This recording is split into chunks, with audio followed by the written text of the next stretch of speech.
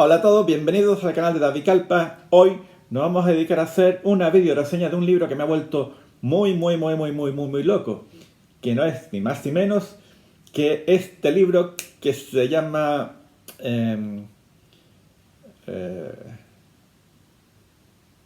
Amigo Imaginario.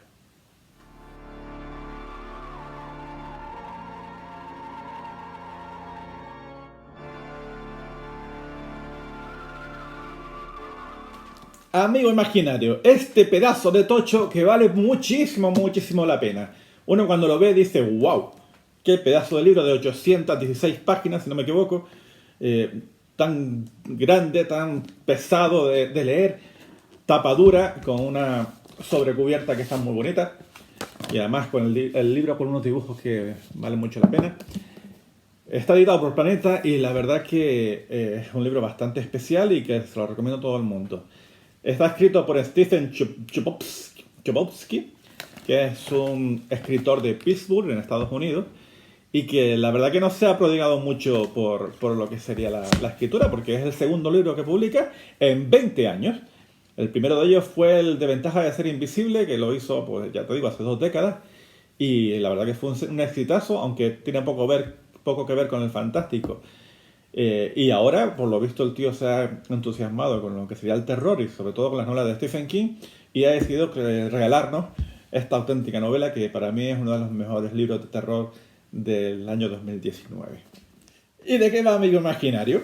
Pues espera, es la historia de una mujer que decide huir con su hijo de 7 años de una relación tóxica y se van buscando el lugar más apartado del mundo para intentar huir de esta relación. Llegan a un pueblecito, allí intenta tirar para adelante con lo poco que puede, buscando un poco de trabajo por acá, un poco de trabajo por allá, siempre enfocándose en que ese niño salga adelante. El problema está en que al poco tiempo de estar en ese pueblo y cuando ya las cosas parece que empiezan a tener un poquito de sentido, el niño desaparece. Y desaparece durante 6 días. En esos 6 días, el comportamiento de ese niño cambia por completo, dado que el niño que tenía muchos problemas en el colegio, es disléxico, le costaba aprender, apenas sabía leer, pues de repente empiezan a salir las cosas muy bien. Y al mismo tiempo escucha unas voces que les va diciendo, tienes que hacer algo por mí. A partir de ahí hay que descubrirlo porque empieza todo lo bueno. Hay que decir que estas 50 primeras páginas son alucinantes. Te pone todo lo sobre la mesa contándote la vida de estos dos personajes, que es clave para entender o para poder disfrutar de este libro. En esas 50 páginas vas viendo el drama absoluto que tiene esta madre, que intenta sacar a su hijo adelante como buenamente puede, en la que ella le aporta todo lo posible para que su hijo sea feliz, le busca la mejor educación, se busca cualquier tipo de trabajo para intentar sacarlo adelante, mientras que el niño va viendo todo desde su punto de vista e intenta ser del mismo modo feliz a su madre, intentando no causarle problemas, intentando estar siempre a su altura, intentando que ella que no le suponga una preocupación más de las que ya sabe que su madre tiene. Y en esas 50 páginas nos van a resumir todo eso de una manera espectacular, hasta el punto de que cuando se produce esa desaparición, a ti se te viene el mundo encima. Realmente cuando llegas a esas 50 páginas, si no te ha gustado el libro, ya apártalo y vete a buscar cualquier otra cosa. Pero si eres capaz de llegar, te garantizo que a partir de ahí no vas a parar de leer la novela, porque te implica tanto con los personajes, te empiezan a gustar tanto esa relación que tiene la madre con su hijo, que a partir de ahí todo va ya en cuesta abajo, porque el drama que se empieza a iniciar en esos momentos es fantástico.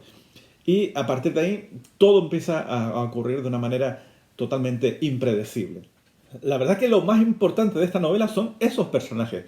Y ya no solo hablo de la madre y de su hijo, que son el eje fundamental de la historia y con lo que más te vas a identificar, sino que a partir de ahí empezarán a salir pequeños satélites, muchos personajes que van a ir apareciendo poco a poco y que cada uno de ellos tiene una trama que es fundamental para entender la complejidad de esta novela. Personajes que tú lo vas leyendo y no sabes exactamente qué pintan allí. Una profesora alcohólica, un viejecito que está con unos remordimientos de su pasado, de algo que tiene ahí que no ha conseguido cerrar y que está viviendo en una especie de asilo aburrido, un sheriff que intenta ayudar un poco a esta madre que la ve preocupada por la desaparición de su hija y que pone todo sobre la mesa para ayudarla, o sobre todo una pequeña, una joven católica, ultracatólica, que se siente siempre menos valorada y que no va a estar a la altura de lo que ella considera que Dios le ha puesto por delante. Ella está siempre sufriendo porque su fe no parece llegar a ningún fruto y está muy preocupada porque se considera una pecadora. Si a lo mejor llega tarde a casa, pues Dios la va a castigar. Este tipo de personas ultracatólicas que los lleva muy mal. Todos estos personajes y muchísimos más, los amigos del Christopher, los enemigos de Christopher, los profesores y demás, cada uno de ellos tiene un pequeñito papel que poco a poco a lo largo de las 800 páginas que tiene la novela van a ir en aumento y que explotan todos al final porque como cada cual va teniendo una trama que todo se va ligando y la verdad que está tan bien hilado que merece muchísimo la pena tener un libro con una extensión tan grande por ese desarrollo de los personajes que van a hacer que la historia te resulte totalmente fascinante. Pero claro, estamos hablando de un libro de terror y hasta ahora todos los personajes que he nombrado son personajes dramáticos, fundamentales para poder disfrutar de una historia de terror, por supuesto. Pero estamos hablando de la huida de una madre de una relación tóxica, de una chica ultracatólica que tiene problemas de fe o de ese viejecito que tiene unos remordimientos de algo que había pasado en su pasado. Y sin embargo esto es un libro de terror. Y es un libro de terror porque dentro de esta historia van a aparecer dos personajes fundamentales que van a hacer que la historia se convierta en una auténtica pesadilla. Y son dos. Una es el amigo imaginario, que da título a este nombre, y otro es la mujer siseante. La mujer siseante que como el nombre más o menos lo va diciendo, es una señora que habla mucho con las heces y que su actitud es muy de serpiente. No les voy a contar exactamente qué tienen cada uno de sus personajes, pero les puedo garantizar que ahí donde va a estar la trama terrorífica de la historia. Porque estos dos personajes, cada uno en su modo, son muy ambiguos, no sabes exactamente por dónde van. El amigo imaginario no tienes muy claras las intenciones que está aportando hacia el niño, aunque todo parezca que sea bueno, pero después actúa de una manera un poco extraña. Y la mujer siseante parece amenazadora, pero a veces no lo es. Entonces empieza a jugar contigo de un lado hacia otro y la historia se va complicando hasta el punto en que no puedes confiar en ninguno de ellos, pero los necesitas. Estos personajes dan miedo. Y cuando digo dan miedo es que hay momentos de la trama en los que uno se puede realmente asustar y de esas novelas que tú dices, wow, por fin he encontrado un momento que me está estremeciendo, aquí vas a encontrar muchos momentos de eso. No sabría decirles exactamente, o sí sabría decirles, pero no quiero cortarles esos momentos. Pero, por ejemplo, hay uno en medio de una clase en la que el niño se queda un poco dormido y de repente sus compañeros de clase y la profesora cambian y empiezan a actuar de una manera un poco extraña. La descripción de esos personajes, la descripción de ese momento, te pone los pelos de punta, sinceramente. Y de eso hay muchísimo.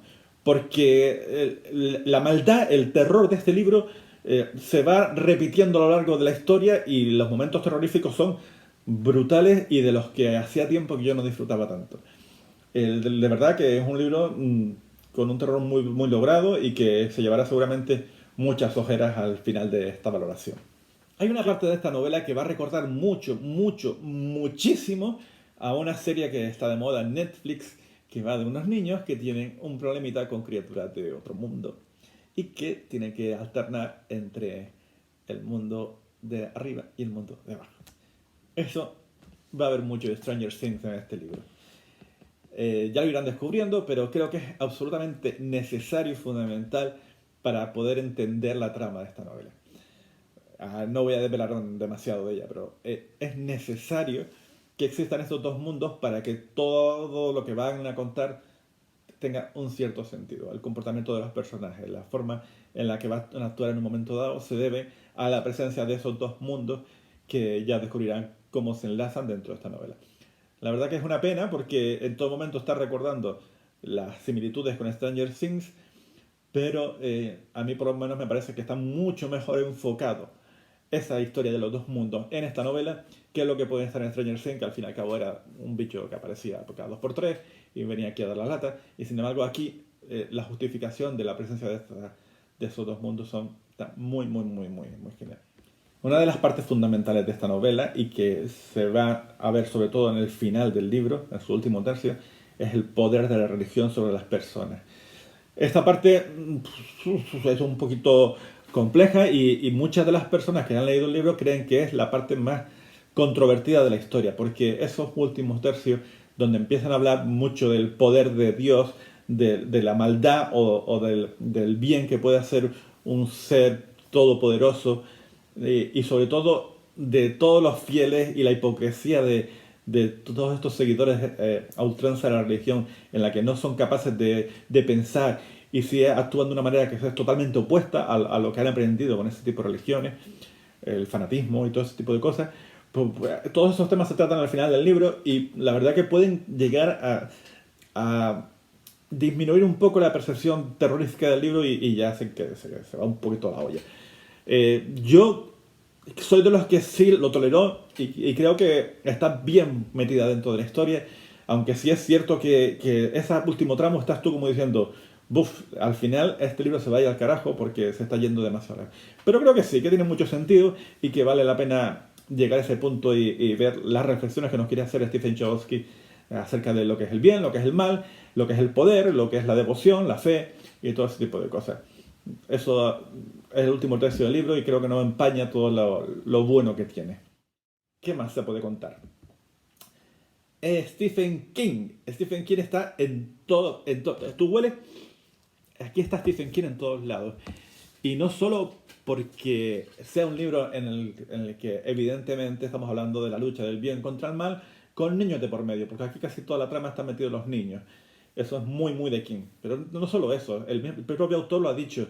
Me he pasado leyendo las obras de King, me he pasado empapándome de IT y me parece de los escritores menos valorados que tenemos en la literatura actual. Y Stephen Chbosky ha dicho, quiero hacer algo como eso. Date cuenta que lleva 20 años sin hacer un libro y de repente saca este mamotreto que tiene todas las pintas de Cuenta conmigo, de IT, de todas las historias en las que los niños se tienen que enfrentar a unas criaturas a las que no están preparados porque no tienen la fuerza suficiente, de la lucha del bien contra el mal, del crecimiento de esos niños que pasan dejan de ser niños para intentar tomar responsabilidades e ir hacia adelante. Pues todo eso es muy de King y además Stephen Chbosky lo reconoce. Y no aparte de eso, hay muchísimas referencias como el número 217 que se repite una y otra vez. Si no recuerdan mal, el número 217 es el número de una habitación bastante curiosa del Hotel Overlord. Y a todos los amantes de Stephen King les va a encantar esta novela por ese tipo de referencia y porque la trama es puro King. En definitiva, les voy a recomendar muchísimo El amigo imaginario de Stephen Chbosky por toda la trama que tiene, por ese cuidado que tiene de cada uno de los personajes, sobre todo de la madre, del hijo y de los dos personajes malvados, tanto la mujer suicidante como nuestro amigo imaginario, porque es capaz de liar tantos personajes dentro de una trama y que todo tenga sentido. Y le voy a dar al final pues unas 4 gafas por ese final que puede enturbiar un poquito la historia. Y aquí vamos a subir hasta 4 ojeras porque el libro puede dar miedo y da miedo cuando tiene que hacerlo. Les recomiendo mucho Amigo Imaginario de Stephen Chbosky y les doy las gracias por haber aguantado todo este jaleo en este canal. Ya saben, aquí seguimos. Si quieren y les gustan las cosas que hago, pues se pueden suscribir, le pueden dar a me gusta o le pueden dar a no me gusta, según les apetezca, y decir que aquí seguiremos durante un tiempito haciendo vídeo reseñas y cositas que pasen por mi cabeza. Amigo imaginario, no se lo pierdan.